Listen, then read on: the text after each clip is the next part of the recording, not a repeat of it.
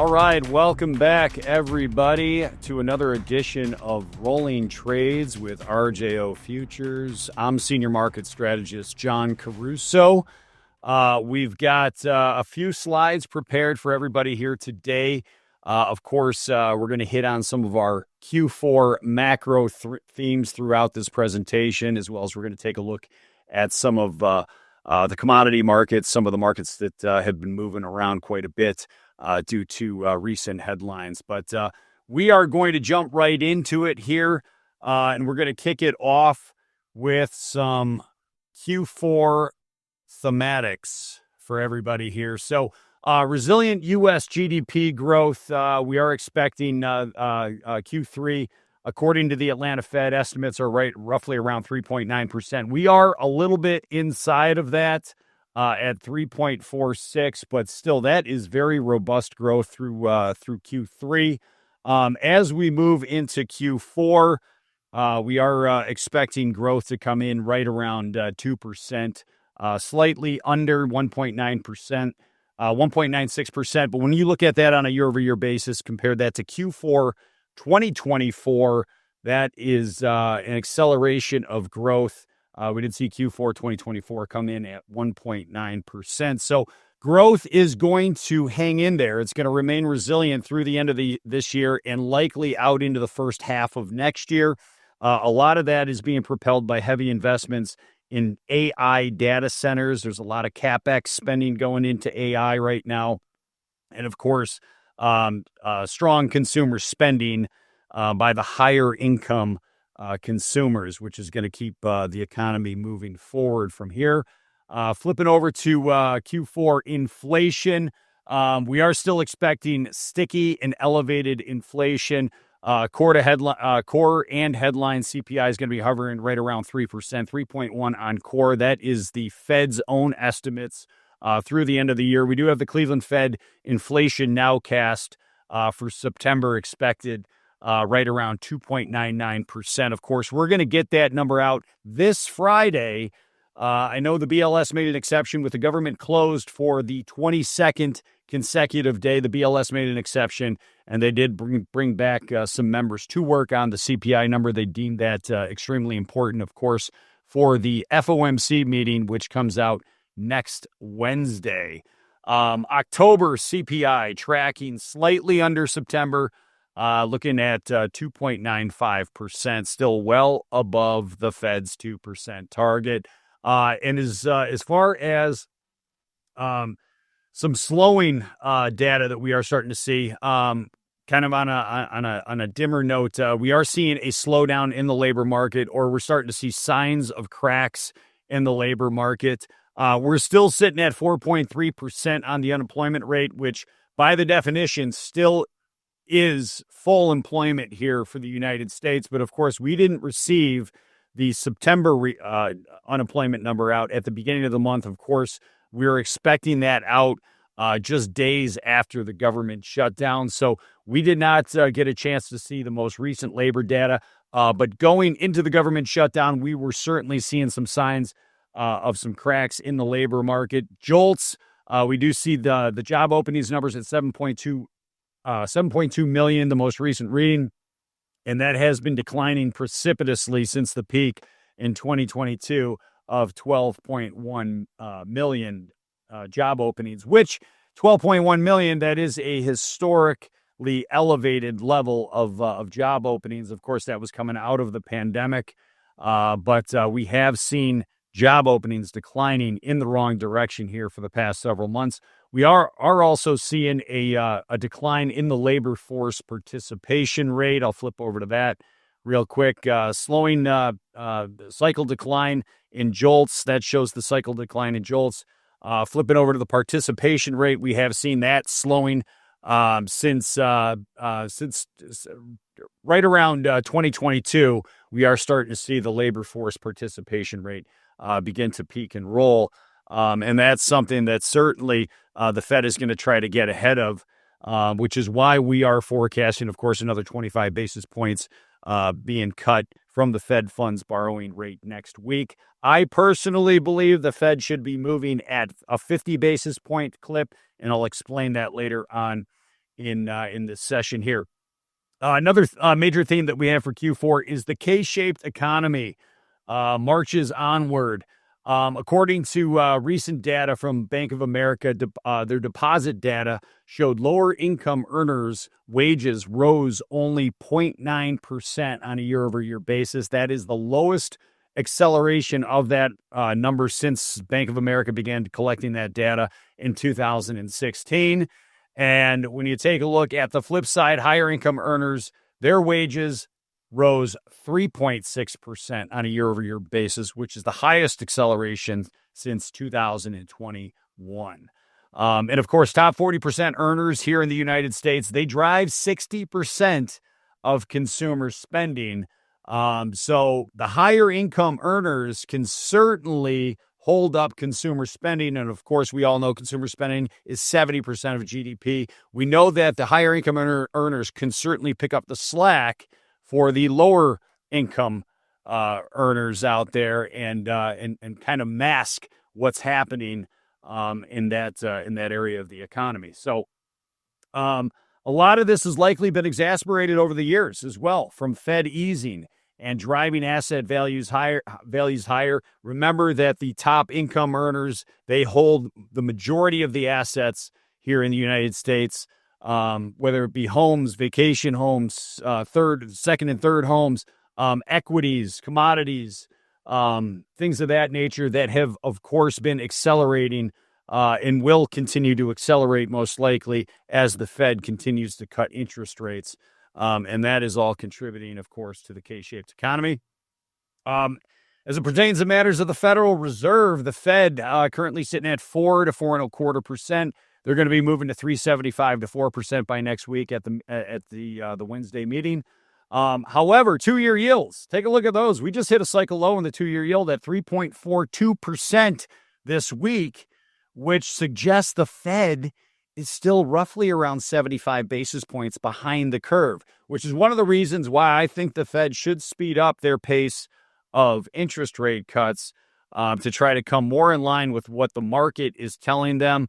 Of course, with the government shutdown for the last 20 days, we've seen absolutely no macro-based data. So we could be hit with a flurry of data once Congress can get their act together and reopen the economy. Of course, we're going to get hit with a flurry of data when that happens. So the U.S. 2-year yield continues to grind lower to new cycle lows at 2.42, which still continues to signal that the Fed remains behind the curve. So Q3 earnings, taking a look at those, we do see about 20% in thus far, with year-over-year EPS growth rate at about 8.5% to 9.3%. If that holds up, it likely will hold up. That's our forecast. That will mean it will be the 9th consecutive quarter of EPS growth. Aggregate revenue growth stands at about 6.6%. Thus far, with financials and consumer discretionary showing the biggest upside surprises. We have yet to see the Mag 7 come out. Those are coming out over the course of the next 2 weeks. But we are forecasting that tech is likely going to continue to lead the charge in Q3 with an estimated growth rate of 15%. So everything as far as the growth data, the inflation data, the earnings data, everything with the exception of the labor data is pointing to higher equity values through Q4. We do believe that equities will continue to hold bullish trend as we make our way into the end of the year. And we also think that that's going to be pretty friendly for some of the commodity markets as well. We also, of course, have a friendly Federal Reserve still cutting interest rates. So I think all of that likely leads to further asset inflation into year end. So let's take a look at some of the markets here. We've got the S&P 500 up. This is kind of our near-term outlook. We did see that big down day going back about 10 sessions ago. Of course, we had seen some trouble, some credit stresses in some of the regional banks, some subprime auto lenders. And then, of course, we had a lot of grumblings in a breakdown in the U.S.-Chinese trade relations. I know Xi was talking about limiting exports of rare earths, and we hit him back with our microchips. And that kind of caused some angst in the market. We saw the market kind of spill lower, but then we did see a pretty good size recovery, and we are actually still recovering as of today. But when I take a look at that chart right there, I just see a trading range that is built out, about a 12-day trading range. And right now we are retesting the upper edge of that trading range. So whether or not it would take a break through the all-time high of 68.12 for me to suggest that we're out of the woods in terms of near-term volatility. Of course, we've got a very big 2 weeks ahead of us as well. We've got the CPI number on Friday. We, of course, have the Fed next week. And then the President Trump and Xi Jinping meeting at the end of this month as well. So it's going to be a very noisy 2 weeks. That, of course, could contribute to volatility. When we do see the VIX typically break above the 20 barrier, 20 to 25, you likely see a lot of chop in the market.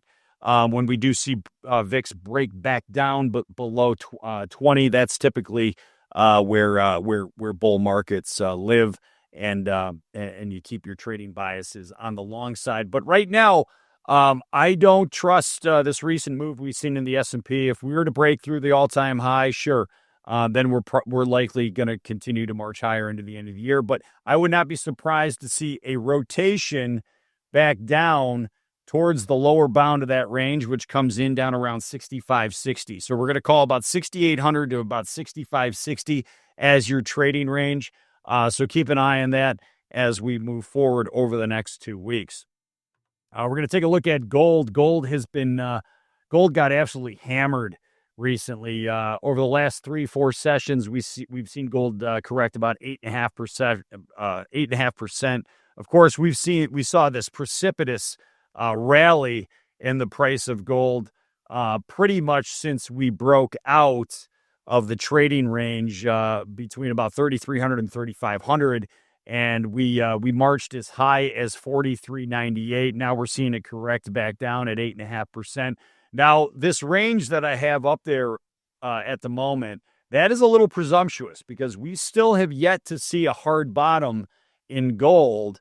But once we establish that anchor point or that hard bottom, I think we can start to move in a range once again, which could be, I have it drawn on here from about 4,000. We think it's around 4,000 is going to be the range, because if we start taking out supports at 39.60, that could change the view of gold considerably over the intermediate term. But if we do hold 4,000, I think likely you see some chop in gold, perhaps into the end of the year.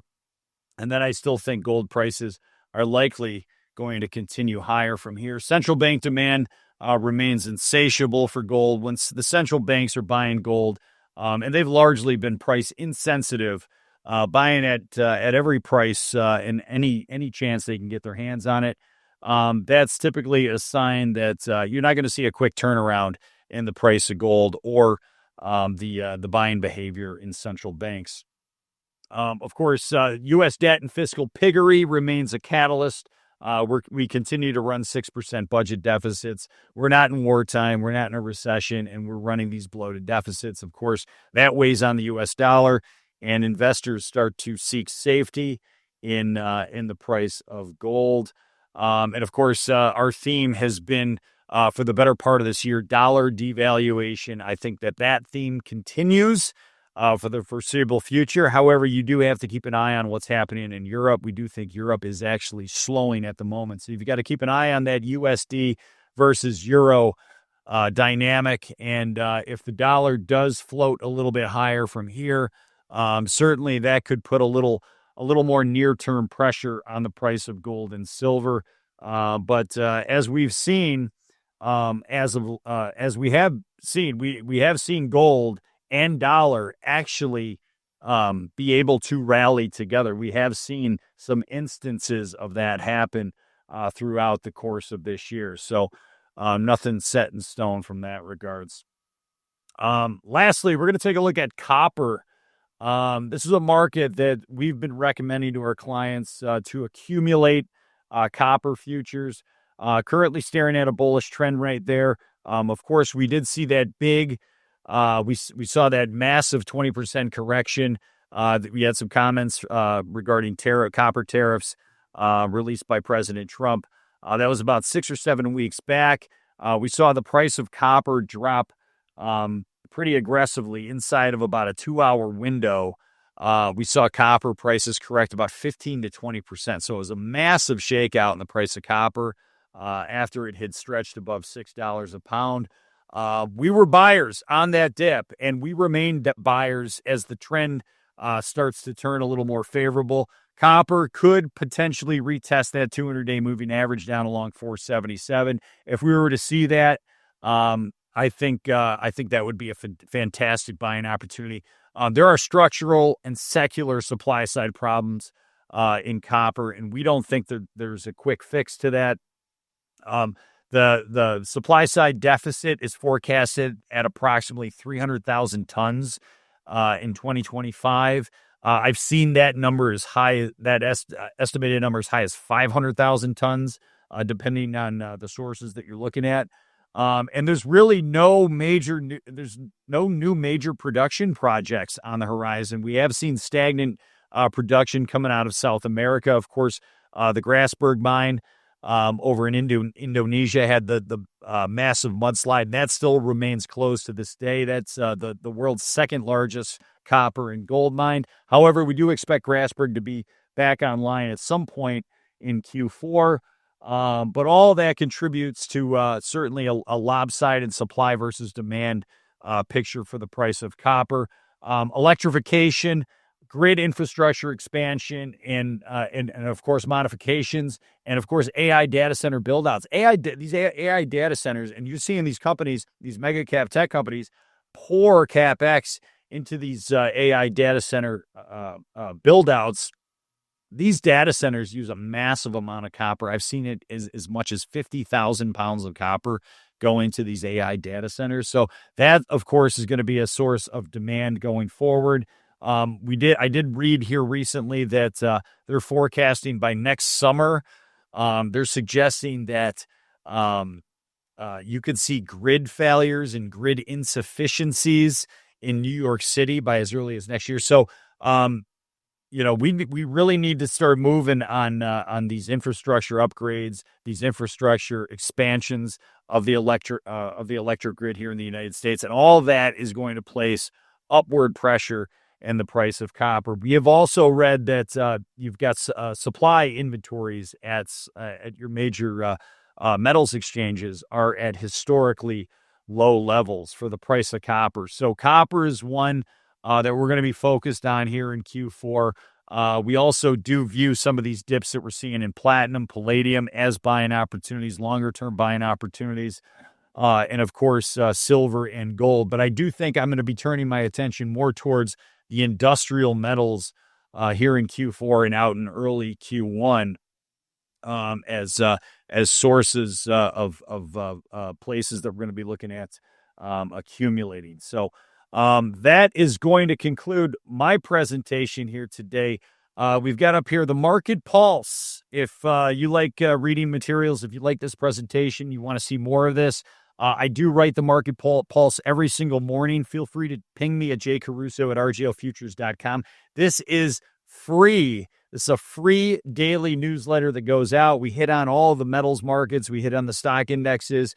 And of course, we provide some more data inside of that note on a daily basis. Feel free to reach out to me directly or get in touch with our back office. I'd be more than happy to share that with you. That is the Market Pulse. And once again, I'm John Caruso. Thank you for joining me here today. Once again, ping me for the Market Pulse. We'll catch you back here next time, probably in the next couple of weeks. So best of luck to everybody out there. Have a great day. The risk of loss in trading futures and/or options is substantial, and each investor and/or trader must consider whether this is a suitable investment. Past performance, whether actual or indicated by simulated historical tests of strategies, is not indicative of future results.